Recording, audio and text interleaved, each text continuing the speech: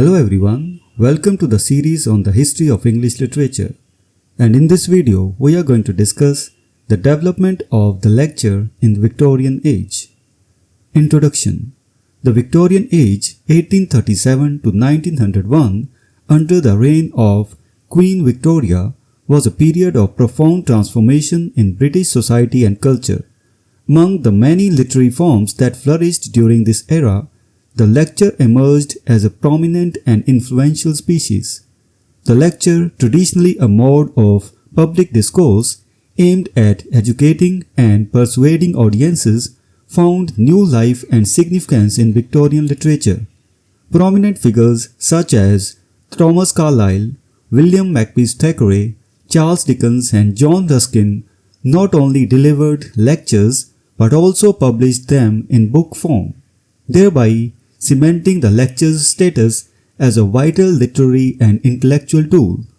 This video explores the development of the lecture in the Victorian age, highlighting its rise to prominence, the contributions of key literary figures, and the distinctive style introduced by John Ruskin.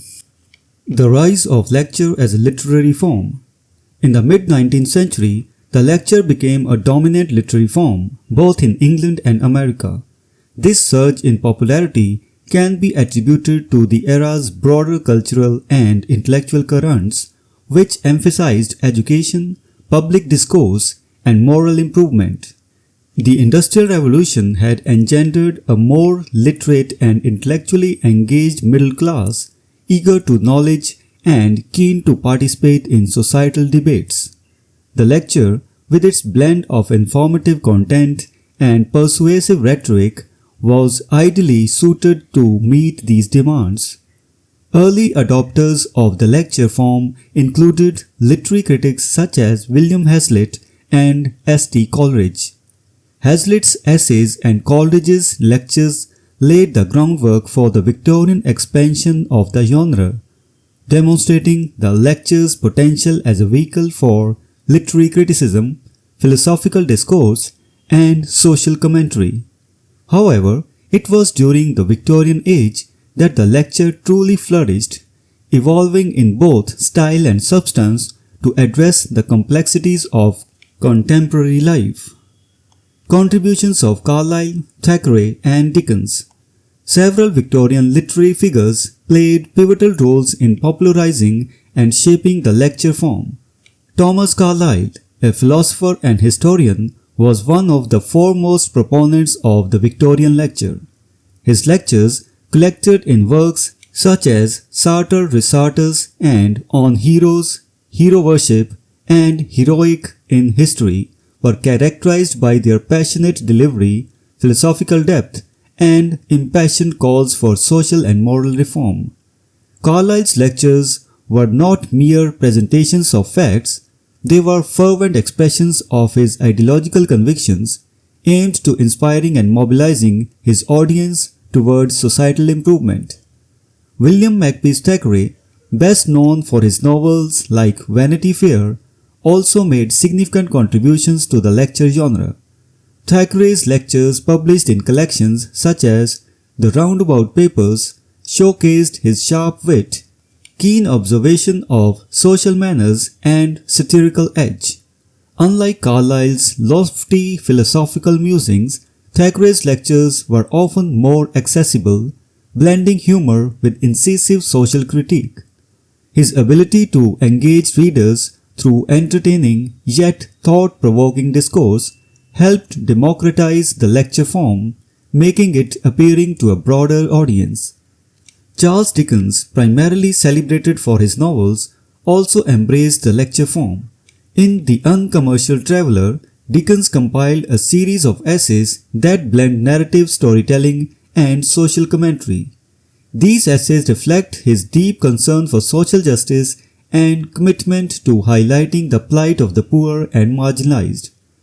Dickens's lectures and essays are notable for their vivid descriptions, empathetic tone, and humorous observations, which effectively convey his messages while entertaining his readers. His dual role as both novelist and essayist underscores the versatility of the lecture form in Victorian literature. John Ruskin's distinctive style and influence.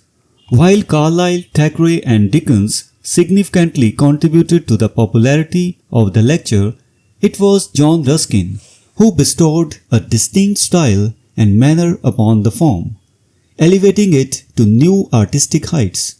Ruskin, an art critic, social thinker, and philanthropist, is best known for his influential works such as Modern Painters and Unto This Last.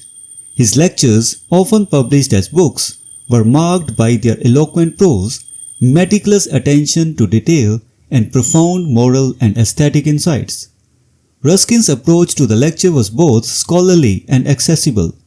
He seamlessly integrated art criticism with social commentary, arguing that aesthetic appreciation and moral integrity were inherently linked. His lectures were not only informative but also deeply persuasive, urging his audience to adopt higher standards of beauty and ethics in both art and daily life. Ruskin's ability to articulate complex ideas with clarity and passion made his lectures highly impactful, influencing both contemporaries and future generations of thinkers. Moreover, Ruskin introduced a more structured and refined approach to the lecture, emphasizing narrative coherence and rhetorical elegance. His lectures often followed a logical progression, weaving personal anecdotes, historical references, and philosophical reflections into a cohesive and engaging discourse. This meticulous craftsmanship set Ruskin apart from his peers, who often approached the lecture with a more impromptu or conversational style. Ruskin's lectures thus became models of excellence, inspiring others to adopt similar standards of rigor and sophistication in their own public addresses. The lecture's broader literary and cultural impact. The prominence of the lecture in the Victorian age had significant implications for both literature and society. As a literary form, the lecture provided a platform for intellectual exploration and public debate, allowing writers and thinkers to disseminate their ideas widely. The publication of lectures in book form extended their reach beyond live audiences, making them accessible to a national and even international readership. Culturally, the lecture fostered a more informed and engaged citizenry by addressing pressing social issues, moral questions, and aesthetic concerns. Victorian lectures contributed to the public discourse on topics such as education, art, industrialization, and social reform. The lecture became a means of bridging the gap between intellectual elites and the broader public, prompting a culture of learning and critical thinking. Furthermore, the lecture's integration with other literary forms, particularly the novel and essay, enriched Victorian literature's diversity and complexity. Writers like Dickens and Thackeray blurred the boundaries between different genres, demonstrating the lecture's flexibility and its capacity to complement narrative and poetic endeavors. This interdisciplinary approach enhanced the literary landscape, encouraging a more holistic and interconnected view of literature and its role in society. Conclusion. The development of lecture in the Victorian age represents a significant chapter in the history of English literature. Through the efforts of prominent figures like Carlyle, Thackeray, Dickens, and especially Ruskin, the lecture evolved into a sophisticated and influential literary form. The Victorian lecture combined intellectual rigor with artistic expression, addressing the era's complex social, moral, and aesthetic concerns with eloquence and passion. While the lecture may not have achieved the same enduring fame as the novel or poetry, its contributions to literary discourse and public education were substantial. The Victorian lecture fostered a culture of intellectual engagement and social awareness, laying the groundwork for future developments in both literature and public speaking. The legacy of Victorian essayists and lectures continues to be felt today, underscoring the enduring power of the lecture as a medium for thought, persuasion, and cultural enrichment. Through their commitment to excellence and innovation, Victorian writers transformed the lecture into a dynamic and vital component of their literary heritage, ensuring that the spoken and written word remained central to the intellectual and cultural life of the age. So this was the discussion on development of the lecture in Victorian age. We will meet in the next video and discuss some other topic. Until then, goodbye and thank you.